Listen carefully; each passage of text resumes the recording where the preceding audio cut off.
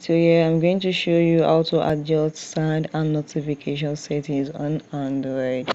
So go to your settings and you go to your settings. Let's go to sound and vibration. You click on sound and vibration, and this is it. You can set anything here. It is your media. You can do it here. You can see go here. It is off. Your media is not going to play. Alarm, you can on and increase your alarm sound here, and you can decrease the alarm sound here.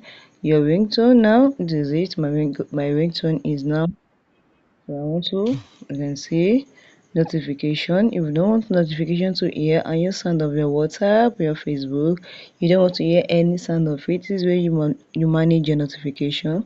If I click on this now, you can say I have off all my notification. That is why my notification is not showing. So if you want to set your ringtones here, this is it. Your old telephone ringtone, your SIM1 ringtone, your SIM2. Notification sign is none, your alarm tone is none. You can see sound of vibration. Click on it, then you can see I put my phone on vibration now. If I want to off it now, I'll off it. If I want to silence it, you can silence it here and you press here OK. So I'm going to put my phone on vibration, and you click on OK. Vibrate for calls. Now if you want to use vibration for calls, when you have a call, your phone should vibrate. Click on vibrate. And if you want it to be vibrate first then ring, then you can use both vibration and ringtone at the same time.